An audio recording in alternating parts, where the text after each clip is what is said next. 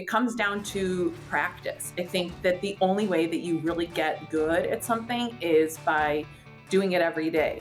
And whether you start with a 30-second practice or a minute-long practice, the more that you can create a habit of it, the more that you can be consistent with it, the better that you'll get at it.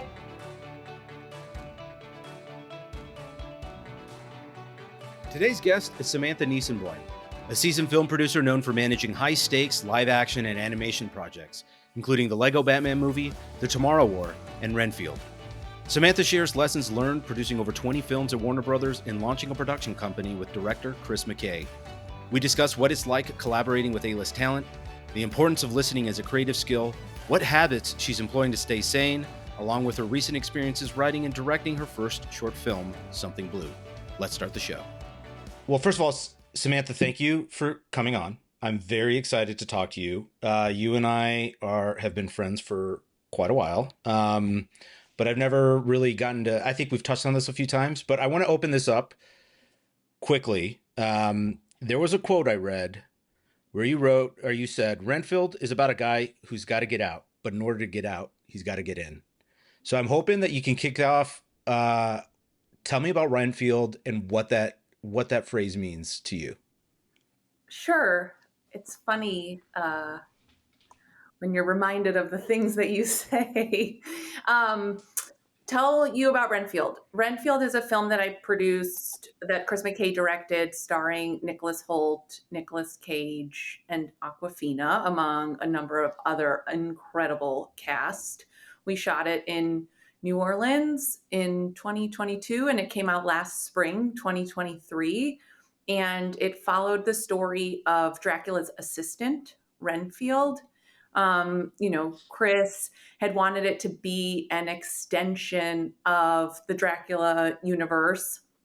And instead of focusing on the monster himself, we focused on what it is like to be essentially his live-in assistant. What is it like to service a monster? And what does that mean in terms of servicing somebody who is unrelenting, a blood-sucking human?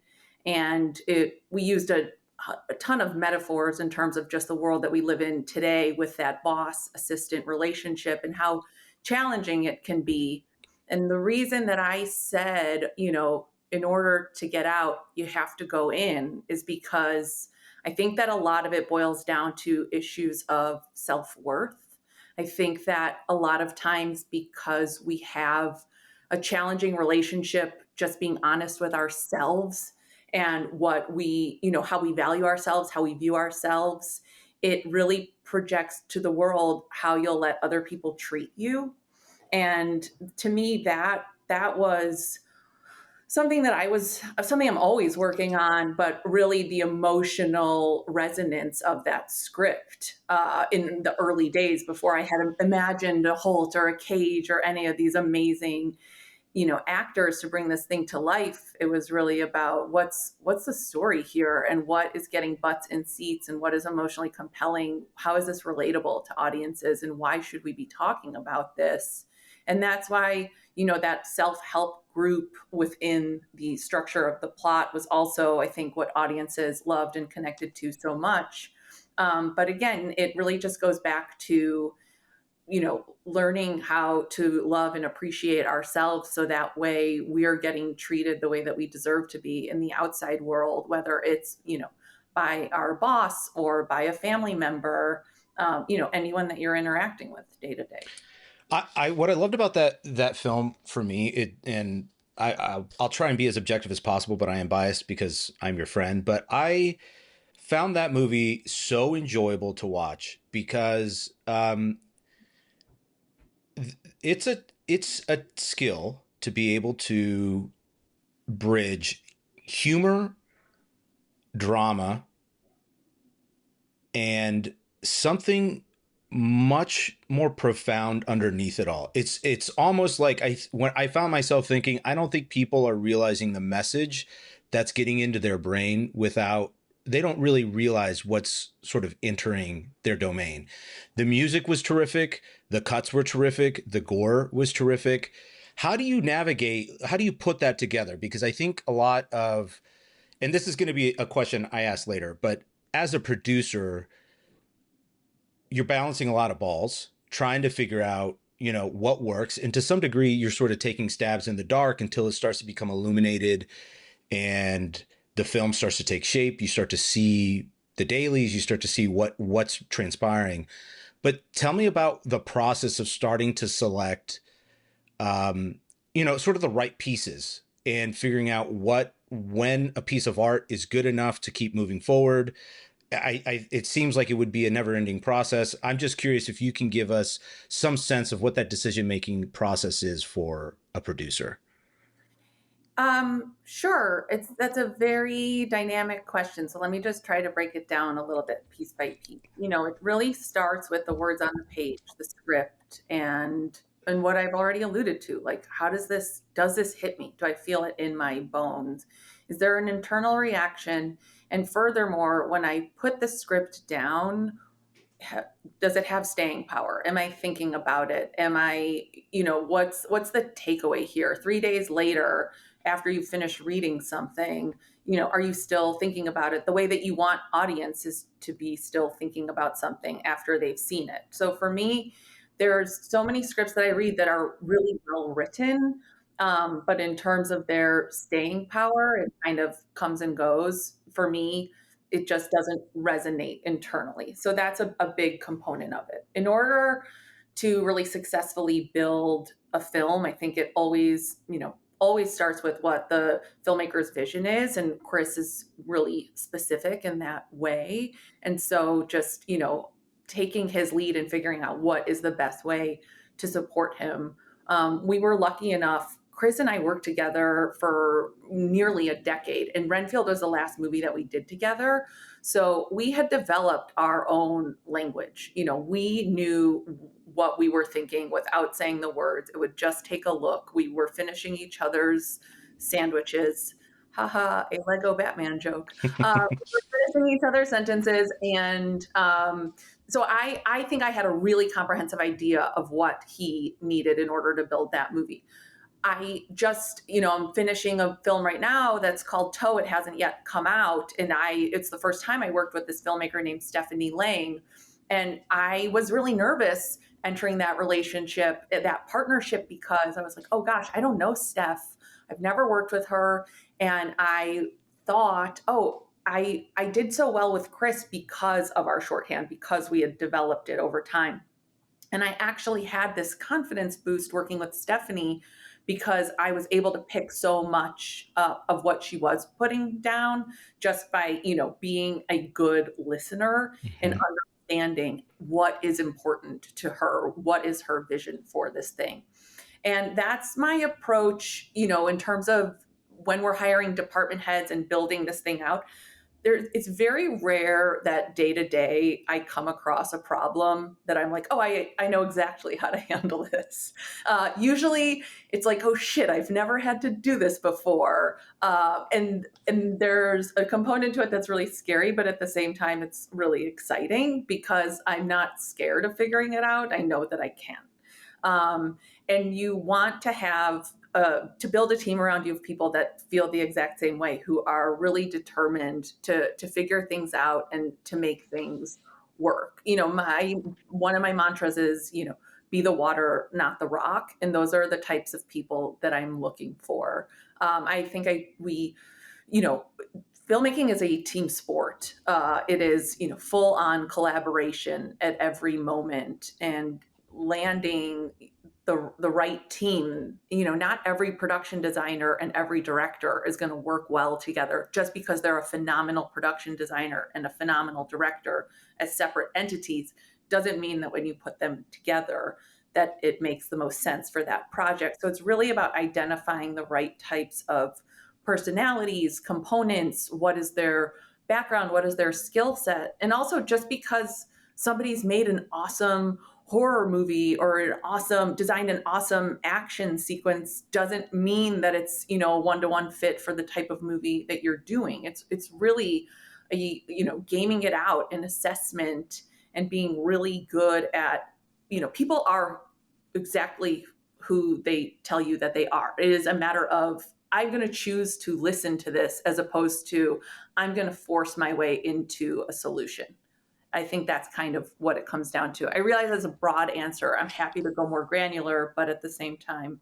That's actually a terrific answer. There's two or three things that I want to go back to in a little bit, but I want to ask about how did that project, I think I wouldn't suggest I know a lot about filmmaking, but by virtue of being in LA and having friends in that industry, I have some sense of it.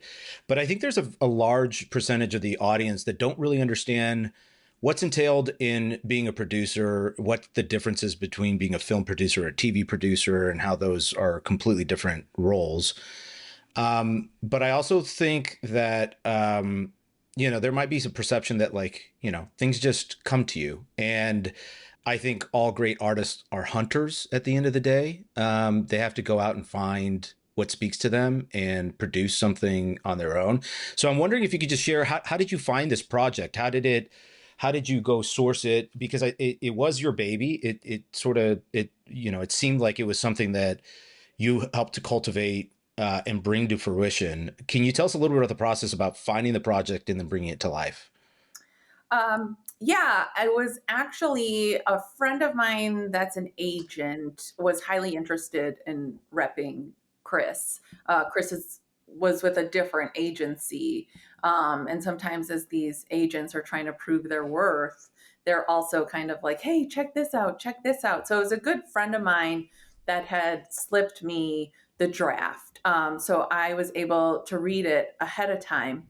It was something that I had then brought to Chris's team and said, I read this, I loved it. I think that it would make a lot of sense for him. What do you guys think? And originally people thought like this is a really big risk. And while artistically it does, it makes a lot of sense for Chris, it's probably maybe too risky in this moment. We should shake the trees and see what else is out there, see what else might be both an artistic fit and also a better bet. And so I was in the process of when we were wrapping the Tomorrow War, we were in the middle of post-production. That's really when I was head to the ground, really nose to the ground. I get it. I was reading scripts, Marcus, and trying to find what the fuck is our next thing.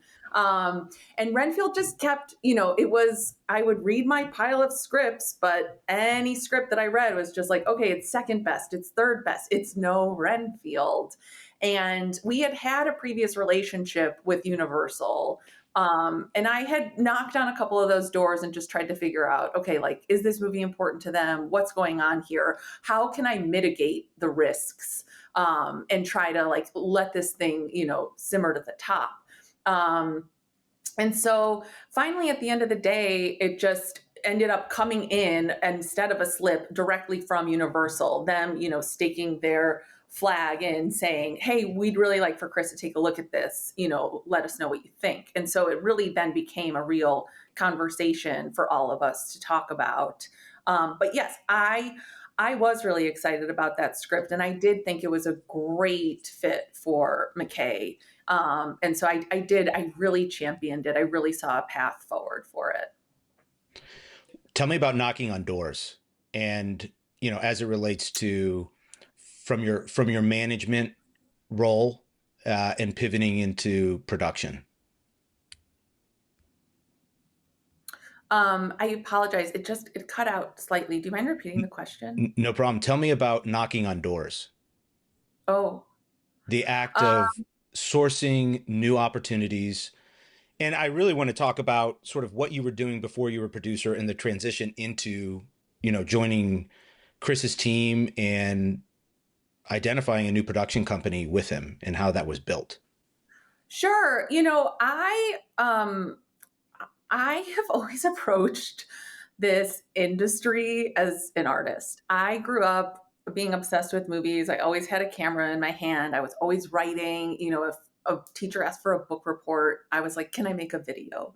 So for me, as much as I am a producer and I am somebody who's supporting artists, I do think of myself as an artist in my own right because I am also highly creative.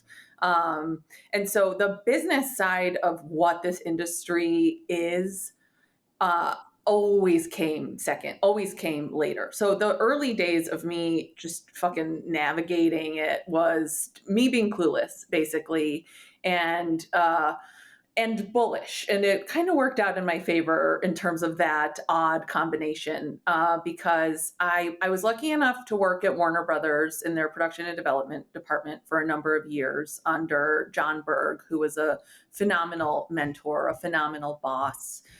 He's somebody I adore, and he was really vital in my career in terms of helping me understand and paving the way.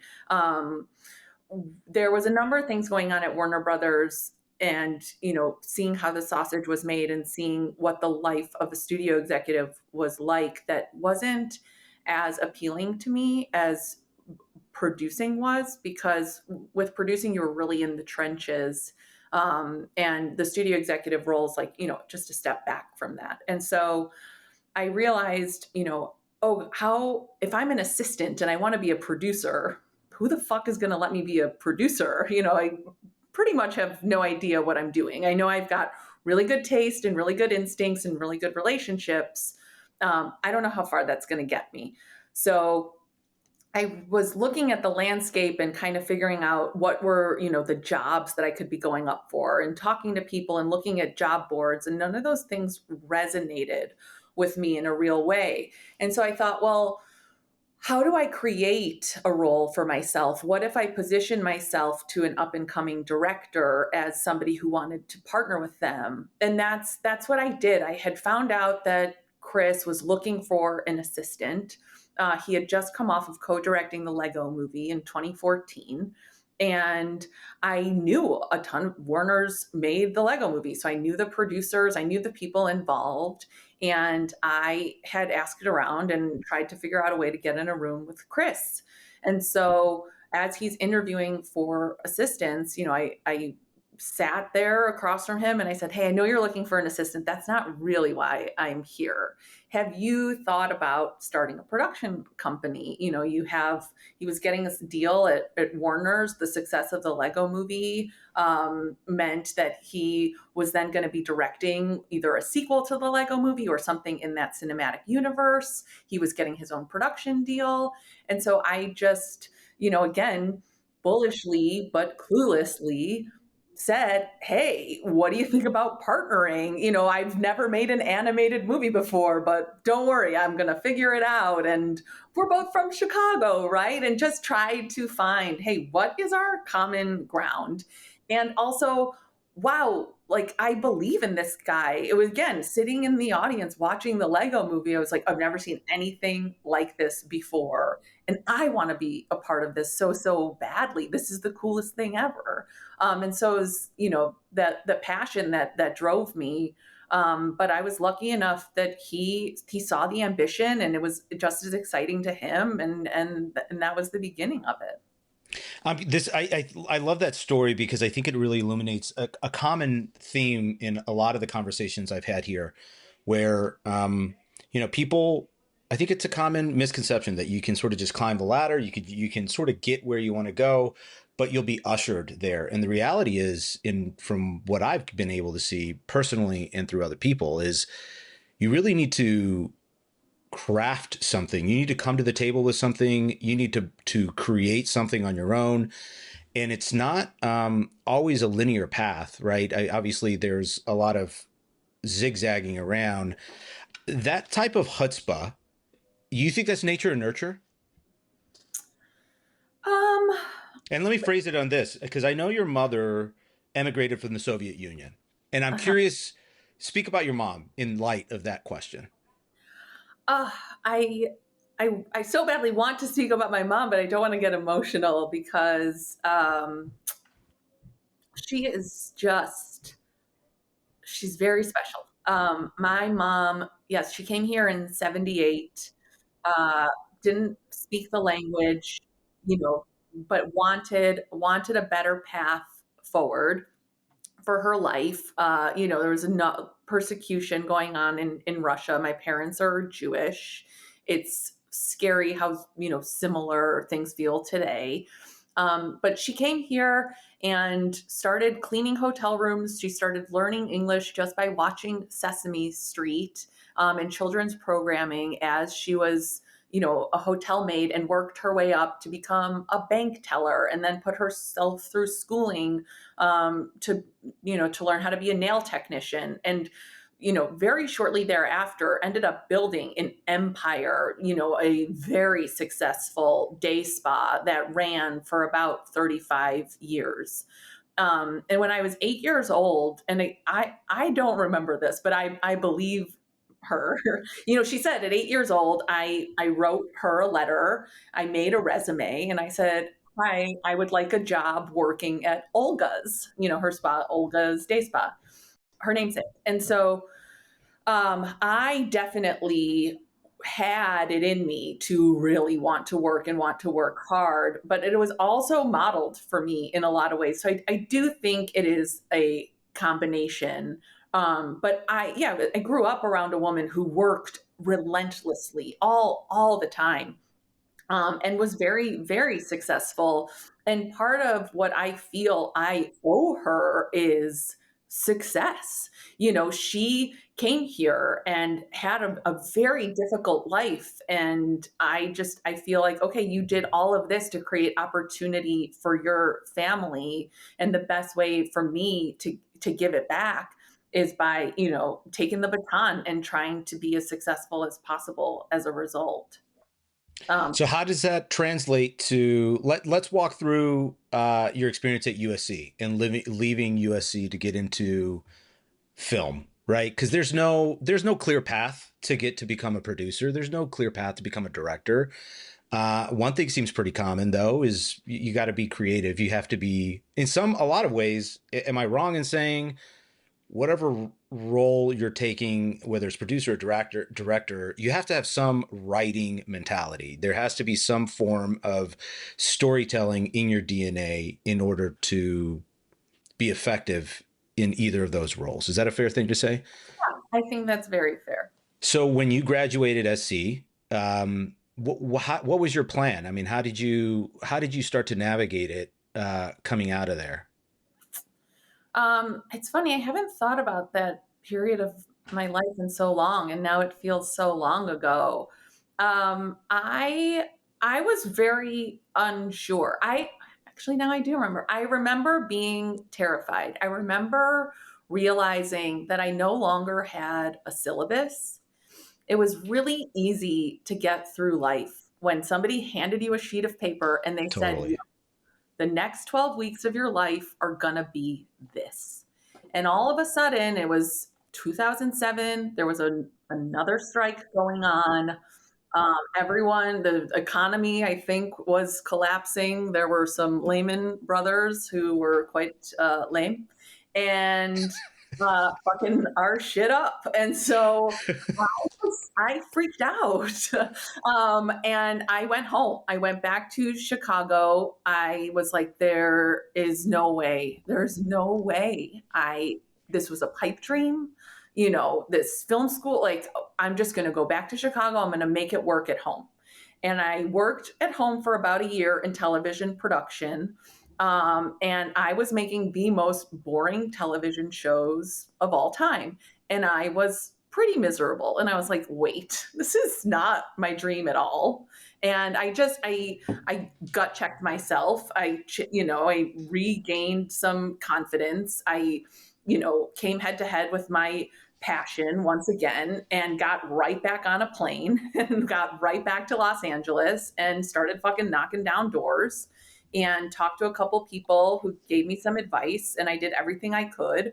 And, within a few interviews, I landed a job. And to your point, yeah, I was like, all right, I need to believe in myself and I need to start creating things for myself. And as much as I am scared, I'd rather be scared and going down a path that is relevant to my life, something that I want to be doing, rather than being scared and going down a path that, doesn't make as much sense. So it was always like trying to find that alignment and acknowledging it's okay to be scared shitless, but at least go in the right direction. So how do you, that's super interesting to me. How do you find confidence? How did you regain it? I mean, because I think there's something interesting about being youthful. Because I think you can regain confidence a little bit easier than maybe it comes as you gather more data. Maybe there's a naivete that comes with sort of a hubris or a lack of knowledge. But like, how do Yeah. you recreate that over time? And because you're going to get knocked down, so how do you come back to something that is sustainable? There is a fire inside my bones, and that is it. It is, oh, okay, I am unhappy when I'm not doing the thing that I love. So why don't I try doing the thing that I love instead? What advice would you give yourself at that point if you were to do it all over again? Um, I that's a tough one. In my instinct was to say, like, continue to check in with yourself, have journaling, getting to know yourself and what you want as early as you can. As to me, the one of the most vital things that any young person can do. It is so easy to look over there and over there and over there and beg for external validation. It does not get you anywhere, because what person A over there says should make you happy or will make you feel good, how the fuck do they know?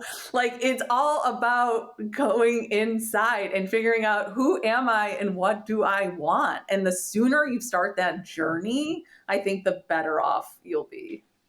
I cannot tell you how much this resonates. And you're echoing obviously themes from Renfield too, which is sort of why I am saying when I was watching it, this is speaking to a much deeper part, I think, of psychology.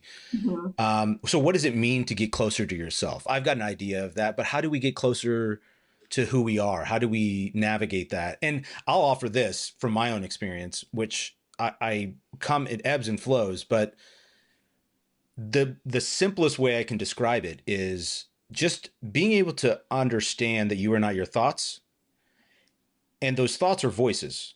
Mhm. So just be aware of those voices, whether they are your own or they are someone else's, because most of the time your voice doesn't really speak, it just does.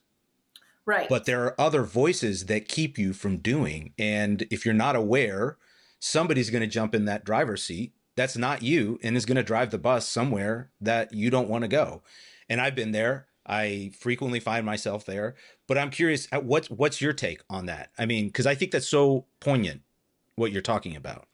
I think your point is absolutely right. A bird is meant to fly, the ocean makes waves, the mind thinks. That's just its job. And kind of removing the association of, these are just thoughts. And starting to connect more so with your body. We spend so much time living in just this tiny portion of our entire body versus really checking in and figuring out, like, how does this make my body feel? Like right now, I have clammy hands because I'm nervous talking to you on your podcast. I want to perform. I want to do well. It's just like kind of checking in and recognizing that with yourself. And for me, it comes down to practice. I think that the only way that you really get good at something is by doing it every day. And whether you start with a 30-second practice or a minute long practice, the more that you can create a habit of it, the more that you can be consistent with it, the better that you'll get at it. For me, I find that starting my day with meditation and journaling is highly important. Um, because the mind is racing and you're thinking so many thoughts, it really helps me to identify what I actually am thinking about, am feeling, what I actually want. And also just helping define, like, what is success to me, and understanding that, what my worth is just as a human being. My job doesn't define my worthiness. Me writing and directing a film has nothing to do with my worthiness. It's just an extension of something that I've created. Yeah, sure. Did I create it? Yeah. And am I proud of it? Sure. But it's just an extension of myself. It has nothing to do with my own worth. And trying to uh, differentiate those two things, and understanding that uh, happiness, I've tried to distance myself more and more from like the material aspects of life too, and this, chasing status. I think that was something that was so important to me when I was younger, was like, again, the need to prove to everybody around me that I was good enough, or that, I was worth their time. And you know, I've walked back from that so much. For sure. For sure. I think a lot of growth entails less. It's more about removal and less about adding Oh, things, likely less forceful, less force. Totally. Life should not be, look, there's challenges. I think you need to do hard things, but I think there is a way to be in flow with that and not be so resisting to it. How do you define success for you? And when you I think of success, what comes to mind as qualities entailed in it? I haven't figured it out That's yet. okay. Something I'm Who wrestling with. has? Actually, been the timing of this podcast was so funny, because my theme of the month was trying to define, what does success look like? What does that mean to me? And it's something that I've been ruminating on a lot. Um, and I still am not sure. I feel like I'm right on the cusp of understanding, but I Mm-hmm. also, in hearing myself say that, like, to me, that also is being able to say I don't know, or being able to recognize what you don't want is just as helpful as learning, what you do want. And I find that success kind of happens by all of my failures, instead of chasing what success is. The more that I am going through these rounds of meeting, or taking on this project, or doing this thing, or trying something new, and realizing, oh, I thought I really wanted this, but actually this isn't working for me at all, that is driving me towards success. And the fact that, like, success's opposite is failure, that's, to me, that's word is associated with such negativity. But I am thrilled to fail, I'm thrilled to fuck up, I'm so grateful for it, because it just opens my eyes to what actually makes sense for my life instead. There's so much that you have in there that I love. But there's one theme that I think pervades sort of what you're talking about. And it all stems, in my opinion, from action. Action breeds opportunity. And I would say this about finding a life partner. I would say this about finding a business partner. I would say it about, finding a job that you like. I think a lot of people say, I want to do something I love. They don't know what they love. And so they just sort of flounder thinking they're going to find it by not doing anything. But the number one thing that informs you where you should go is by finding out where you shouldn't. Yeah. And the only way you find out what you shouldn't be doing is by action. You have to take action in some form or another. And I'll offer my idea of success, which it ebbs and flows, but something I've come to process is that seems right is perseverance in the chase to attain the qualities you respect the most. So I see that, and the perseverance component is critical in the action of doing it, right? You know what I'm saying? So failure, to your point, in many ways, the opposite of success is inaction, not Yeah. failure. Right. Right.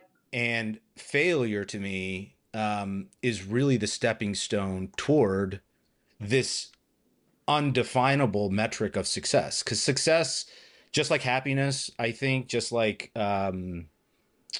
wealth, these are never ending goals. They're always going to continue changing, which is why this act of focusing closer to who you are, I find to be really inspiring.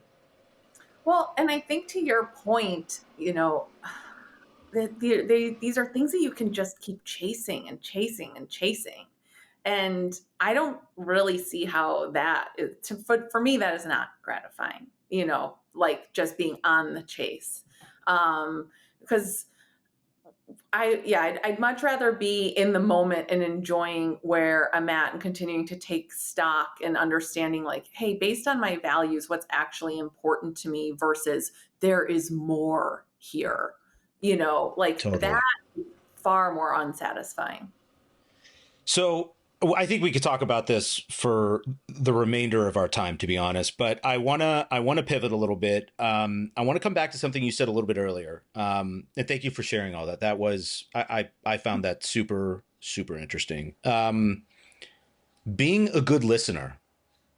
How did you become a better listener? What approach did you take? Because I think there's a direct relationship between how effective you are, particularly as a producer, and how well you listen.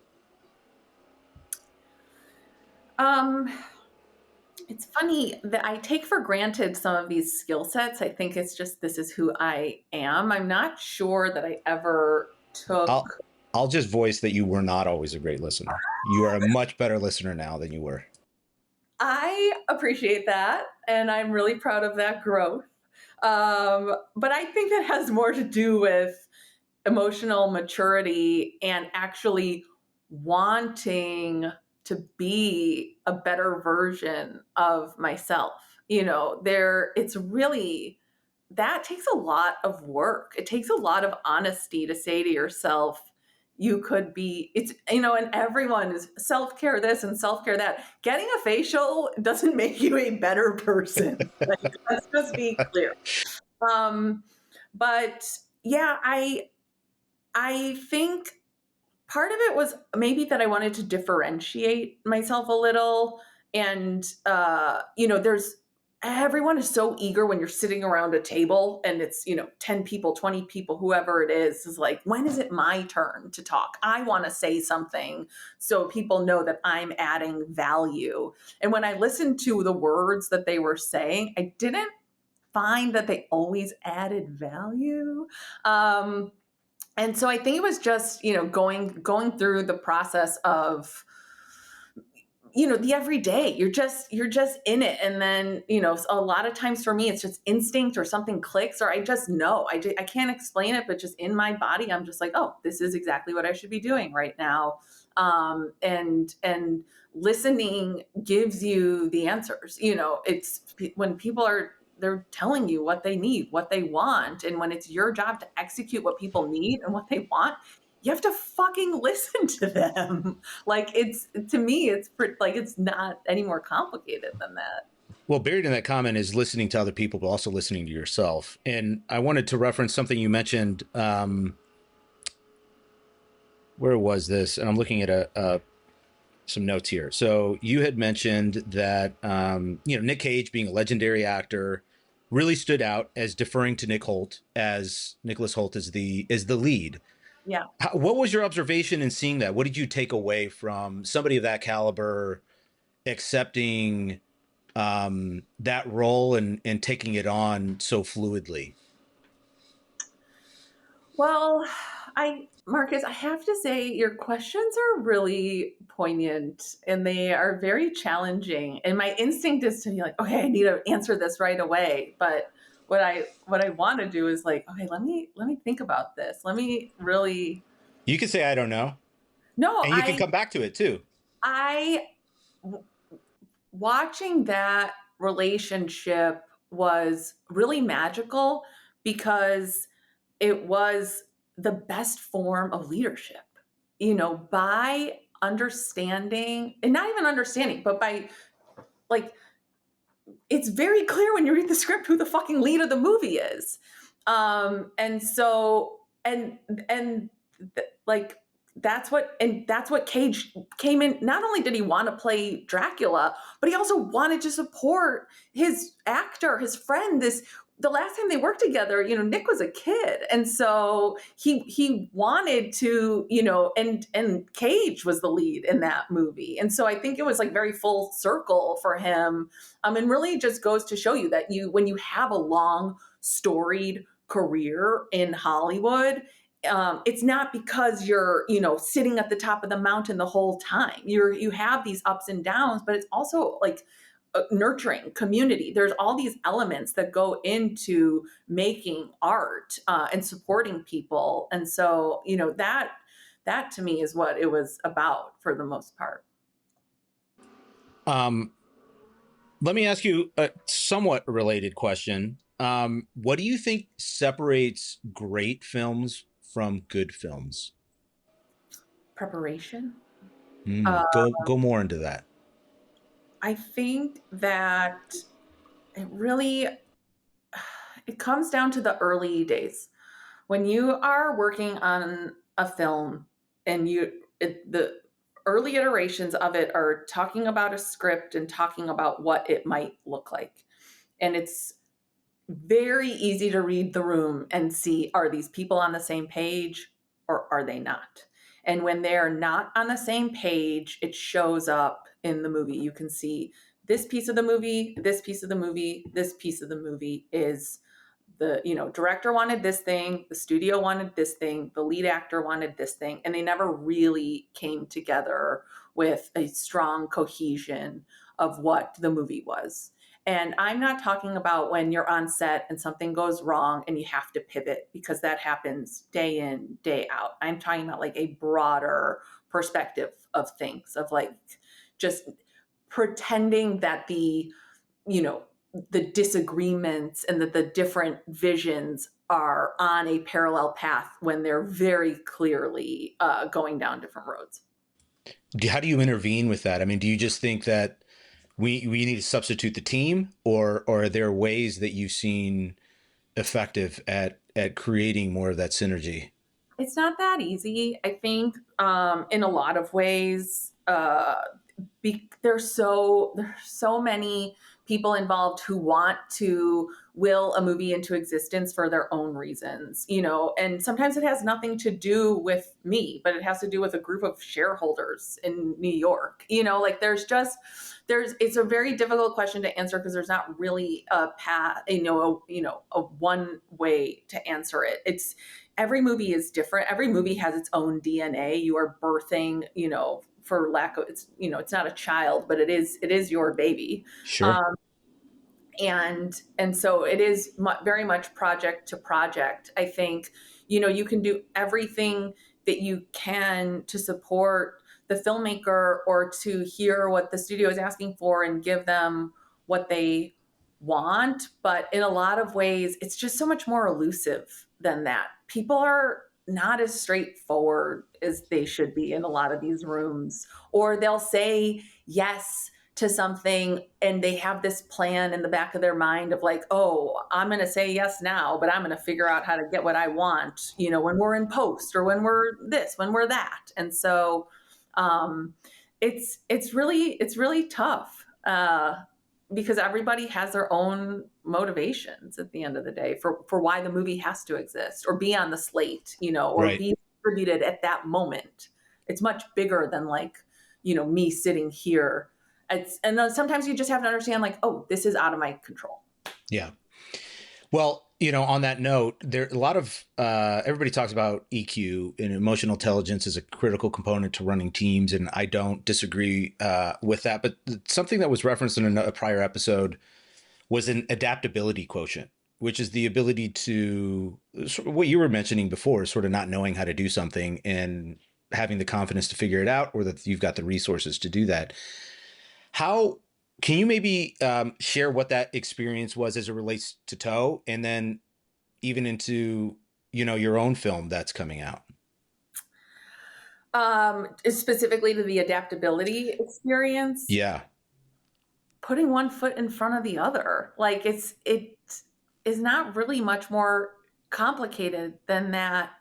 I think also like understanding when to walk versus when to pause and take stock and regroup and continue to ask questions or to, expose yourself a little bit. Hey, this is what I've tried. I would just like to confirm, are we on the same page here?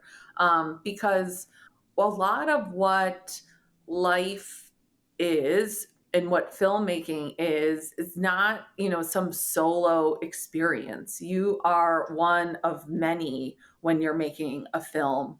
And you don't have to have all the answers. Just because I am a producer, just because I'm, in charge, or I have hired, these people, doesn't mean that I have to know everything. It's okay for me to say, hey, I've never made a $7 million movie. The last movie I made was over $90 million. Can you help me? I'm not sure how to do this. And that's not a weakness. And I think maybe the adaptability component comes in with also being able to distance yourself from feeling like you're weak or that you cannot ask for help in moments when maybe you recognize, I need to adapt here, but I'm not quite sure how to. And those things probably go together a little bit more than we realize.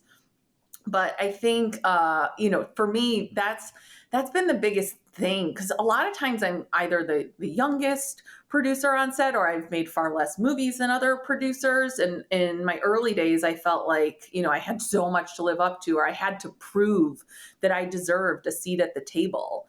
And it's like, I already proved that I deserved a seat at the table. And so now let me do the best job possible, as I sit here. And sometimes that just means saying, I don't know. Hey, can you, person who's made 20 times the amount of movies I've made, please help me? And why is that? Why is someone judging me for that? Right. That's their weakness. That's their inability to adapt. That has to come from setting your own boundaries and knowing yourself. Yes. Yeah. Building that And I trust. think coupled with that comes with confidence. I mean, if we It boil all, down the word, it all works together, right? I mean, confidence, if you boil down the Latin word, it's con, and the root of, I think, is fideus, which is faith, and with faith. People conflate confidence with arrogance or conceitedness, but really it's just a faith in yourself. It's the belief that what you're doing will prevail in mhm. some way, right? On that note, tell me about writing and writing your first short film and producing it and wearing every hat All under that. the sun. Um, For the record, called Something Blue. I'd like to hear more about that process. this goes back to what I was saying earlier, and just in terms of taking a step back and taking stock with, what do I want? I love producing. I'm very good at it. It's very fun. But there was a part of me ever since I was a kid that wanted to be a writer director. That was originally what I came to Hollywood for, what I went to USC for. And I got quite intimidated quite early on by everybody around me and thought, oh, shoot, I don't know if I can be a writer director. Let me pivot here. But after 20 years of quelling that, I was like, I really do want to write and direct something. And I have this idea, and I think that this could work. And so I just went down the path of passion and, put pen to paper. I had a lovely time writing. It was so wonderful and joyful, and it was great to send different iterations of the script and get feedback and write and rewrite, um and just put this thing together. It's something I didn't have to do at all, but I wanted it so badly. And I'm so proud of myself.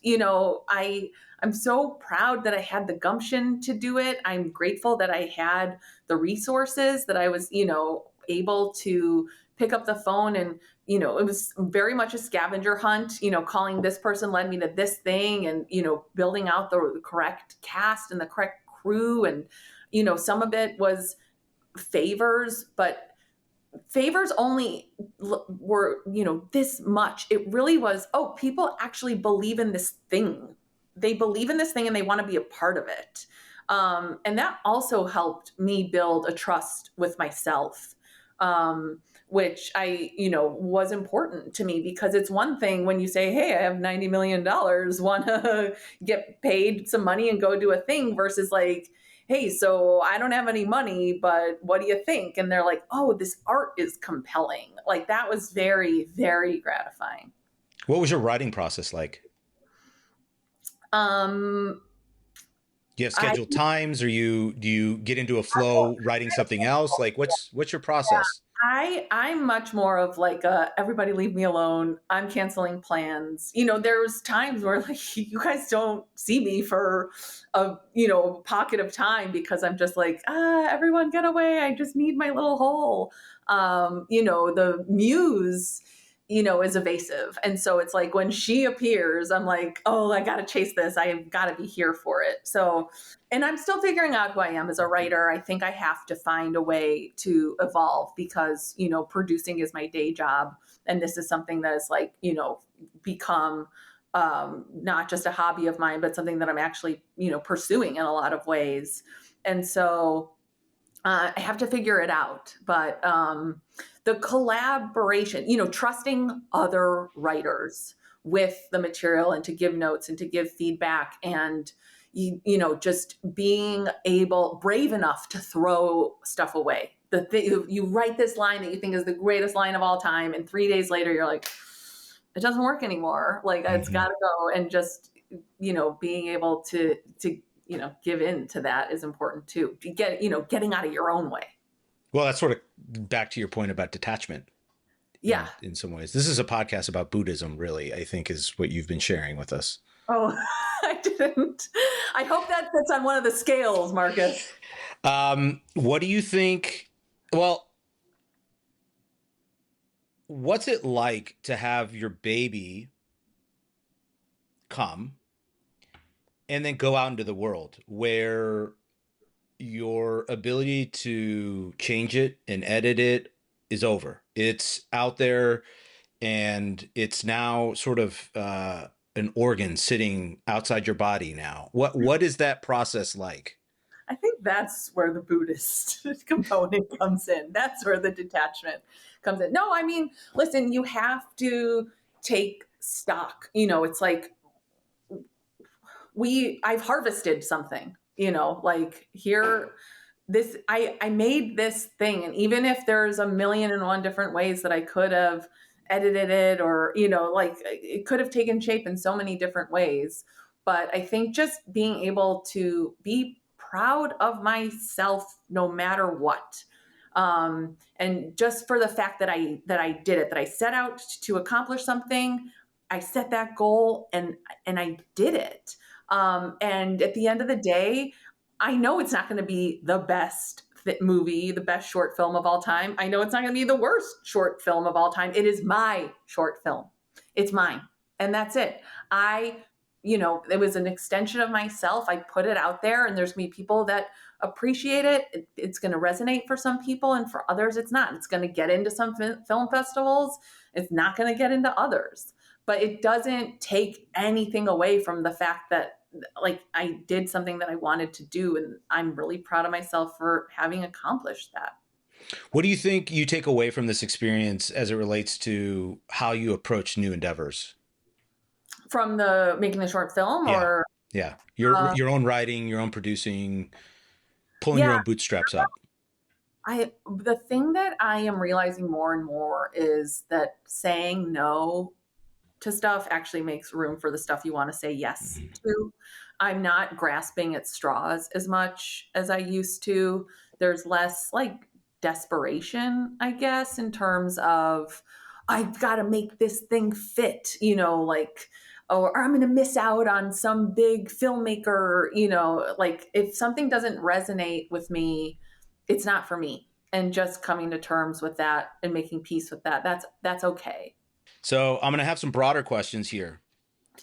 Recent writer strike. Yes. What's your crystal ball? I mean, as it relates to AI and the future of film and, the Producers Guild and the Writers Guild, what do you see? How do you see things changing? I know that there's a lot of conflict and contention right now, people are trying to figure out how all this plays out. But do you have a take on that? I think it's very cute that you think that I would know anything. Guess what? No one fucking knows. And anybody who's telling you that they do doesn't. So, you got to forge your own path. Are we going to just stop making shit? No. So, is it going to change? Yeah. Are you going to find your way in it? Yeah. All right. That's that. Like, the whole freaking out about it or predicting this or predicting that, it's out of my control. Like I'll take the path of that, the stoic guy you often talk about. Out of my fucking control, just keep going. Fair enough. I know you're a John Hughes fan. I also wanted to read you a list because I asked ChatGPT what the top 20 most famous Chicago-based actors or actors from Chicago. Okay. Oh God. Just as a random question, but they include Robin Williams, Harrison Ford, Bill Murray, John Belushi, Joan and John Cusack, Viola Davis, Jeremy Piven, Gillian Anderson, Mandy Patinkin, Harold Ramis, David Schwimmer, Michael Shannon, Anna Chlumsky, Lawrence Fishburne, Joe Mantegna. The list continues to go on. What do you think Chicago has in its water that has such a strong film culture? Such an exuberant, kind city. I think that if you ask ChatGPT, name any random city, they'd, throw out a list of, wonderful filmmakers, and that there are artists everywhere. Yeah. And I don't know. I don't want to disappoint you by not having. No, what I find interesting is, Chicago is one of my favorite cities. Wrigley Field might be one of the top 4 favorite places on the planet for me. A large part of that is one of my best friends lived there off and on and for some time. And so I spent quite a bit of time there. He also happened to have been an Improv Olympic and Second City guy. And because of Second City, I got super interested. I mean, I've always found him funny, but I also got super interested in just comedy in general. And Del Close wrote a book, Truth in Comedy, which really sort of altered my perception of how I viewed life in a lot of ways. But I have to think that there's something about maybe it's geography and maybe being a hub for, it's one of the larger cities in the Midwest. Maybe there's a confluence of cultures, but I do think that there's an element of like that Midwest hospitality or sort of kindness that I do sense, not always, but in Chicago that lends itself to maybe more creative expression. But you're opening your heart up to people. Yeah. That is a lot of, those are to me Midwestern values and one of my takeaways from growing up there. So I totally agree. What's feeding your mental diet right now? Are you reading anything, listening to anything, podcasts, books, movies that are making you motivated or think different? I am. I'm just drawing a total blank here. I'm trying to think because I've just been in the middle of like making a list of all read from this, listen to this. I'm trying to think what there is this author by the name of Young Pueblo, whose Kool-Aid I'm drinking pretty steadily lately. Young Pueblo? Yeah, Yung. It's his pen name. He shares what his real name is in his books, but I did not retain that as much as I retained his other words. Your wife got me hooked on Mark Manson. I know he's been around for a while, but kind of just getting that like Monday weekly email and starting the week off right is very important to me. I just finished The Subtle Art, which is super late to read, but I thought that was a wonderful reinterpretation of Buddhism, to be honest. Yeah. And then honestly, what I have been spending the most time on is meditation. learning different forms of meditation, starting to work with different teachers, like going to a few different classes a week, and understanding how to approach mindfulness in a way that feels not like it's a chore, but it's something that is enhancing my life. And it's become something that I really cannot live without. But I've been spending far more time with myself lately than I have been kind of on external resources or entertainment. And so that's really been, I find that I have very specific focal points for a certain amount of time. And it's like, I just have to gobble everything up in whatever, form it is. And then I can move on to the next. So there will be a time where it's like, I watch 20 movies in 4 days and so right now I'm just like in this little like meditation pocket. I like it. Where can people get a hold of you, and what type of inquiries or interest would you be open to receiving? I am on LinkedIn, so I'm happy for We'll include that in the show notes. a hold of me there. I try to keep everything else pretty private. And in terms of inquiries, I think I like people that have really specific questions. I get a lot of emails, oh, can you meet with me? Can you read a script? Can you this? Can you that? Legally, I'm not allowed to read your stuff. It has to come through an entertainment attorney or an agent or something like that. And I try to be really mindful of my time, but when I do meet with people, I ask them to prepare 3 to 5 questions ahead of time because I really want to make sure that I know what I'm walking into. I can be as prepared as possible to help them, but I also think it gives them a chance to reflect on, hey, what am I actually looking for here? Because I think it's maybe as exciting to get advice from, I'm always excited to reach out and make new connections and forge new relationships. But before I ever send an email, I sit there and think, what the fuck am I asking this person? Why them? What is it that I admire about them? What are their qualities that are interesting to me or that I want to emulate? So that way it's like very, very focused and very specific. So I'm just kind of asking for the same thing in return. I think that's totally fair. Thank you so much. This was awesome. And any closing thoughts? Last words? I could feel myself smiling a lot of the time when we spoke, and I worry that people think perhaps I'm too Pollyanna, but I am just genuinely, I am who I am. Like I'm wearing a Taylor Swift sweatshirt and I'm proud of liking the things that I like, and I'm just trying to be the truest version of myself. And I would encourage you, in the audience to do the exact same thing and, be a fan. Be a fan of whatever you want to be and be a fan of yourself. What a great way to end. Thank you so much for being on.